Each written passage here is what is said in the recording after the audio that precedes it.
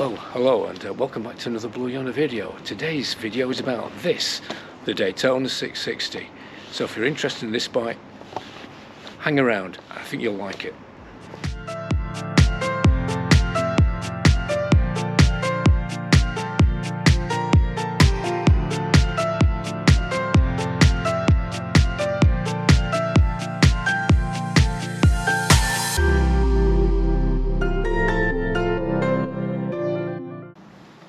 Well, my overwhelming first impressions of the bike are what a nice, friendly sort of bike it is. Sure, it's a soft sports bike. It's not full on like a CBR 600RR or a ZX 6R. But it's not meant to be, is it? It's a bike designed and developed for the roads and for modern riding conditions, and to be accessible for all sorts of riders. I mean, I've ridden 600RRs. I cut my teeth on 600 sports bikes back in the 90s, and this bike isn't like that. It's much more accessible. I would say it's almost a sports tourer.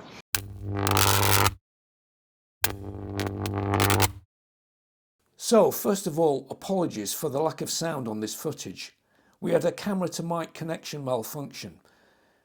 Now, if you've watched some of the other reviews of this bike on YouTube, you'll see that it came in for some criticism on the handling for being, and I quote, tail heavy. Is this just the first influencer saying it and others jumping on the bandwagon? Well, perhaps, because my experience of Triumphs is that their engineers know how to design a chassis. I've yet to ride a poor handling Triumph. So with that in mind, I wanted to see for myself if it was just so much noise or if it actually has any legs.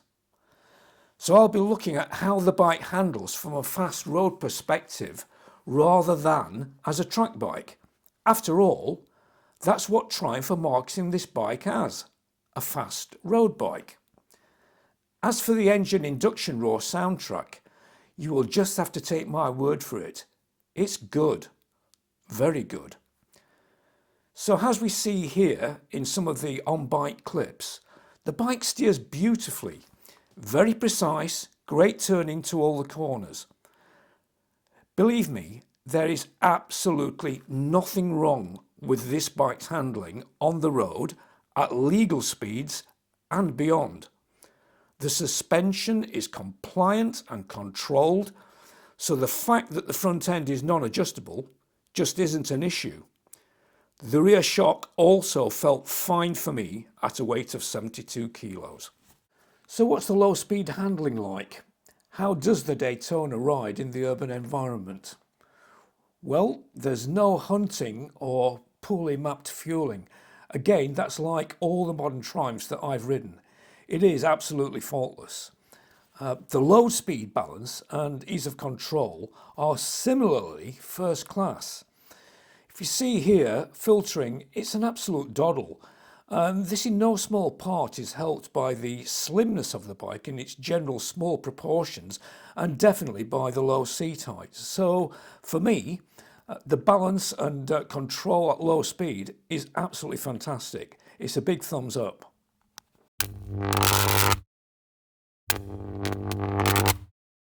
The riding position is pretty good. When I first got on the bike, I thought the bars were relatively narrow, but actually, looking at them now, they seem quite a bit wider than I was expecting.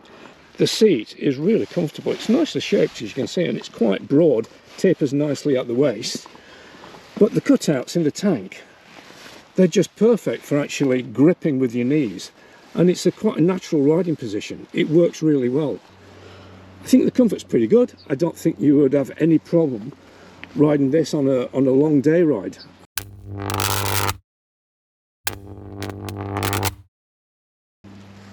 The brakes are a massive improvement over the Trident. They are, as you can see, they are 4-pot radially mounted calipers on there, and they're Triumph branded. I'm not sure who makes them, but they are fantastic. They're just the job. It's got so much stopping power and loads of feel. And the next thing is this engine. It's got triple throttle bodies as opposed to single on the Trident. and they may have changed the cam as well, but whatever they've done to it in terms of tuning to get that 95 horsepower as opposed to 81 on the Trident, the pull is just huge. It's not got quite the same torque as the Trident, and the gearing is definitely not as short as on the Trident, but the pull is fantastic. It's a very flexible engine as well as being powerful. Makes it really easy to ride in traffic without any hesitation. It's nice and smooth, but it's just that when you go for the throttle, when you go for the gas, it's just that pull. It is fantastic. This is the, if you like, the base model. This is the 8595 bike, the white bike. If you want red or the matte satin black or grey, that is an extra £100. They're 8695, starting at that. And that was the other thing as well. On the configurator, I priced for the red bike because I think the red bike does look a little bit better. Although I have to say, this white, it's growing on me. It does look quite smart, doesn't it? Quite handsome.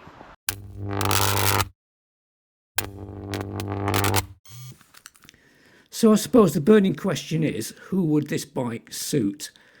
So although it's friendly and smooth to ride, it's much more than just a stepping stone from, say, a 500A2 bike.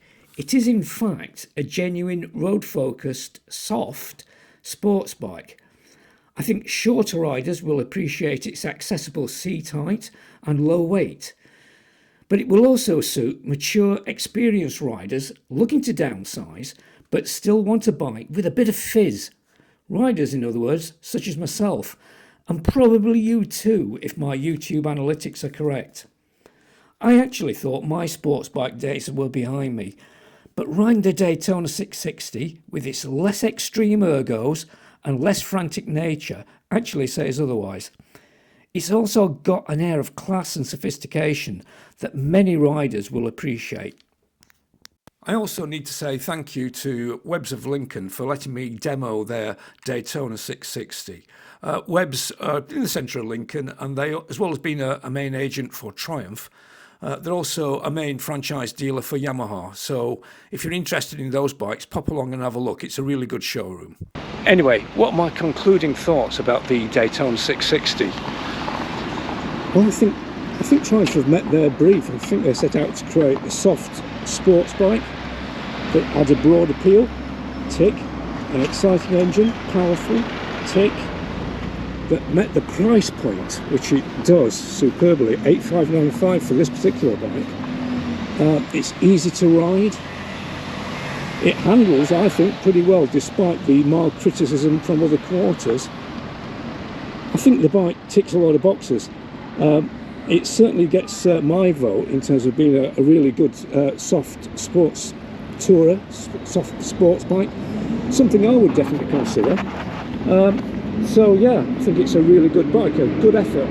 So it just remains to say thank you very much for watching the video. If you've liked it, please give it a like. Consider subscribing as well if you're not already. And until the next time, please remember, keep it shiny side up, and I'll speak to you again soon. Bye for now.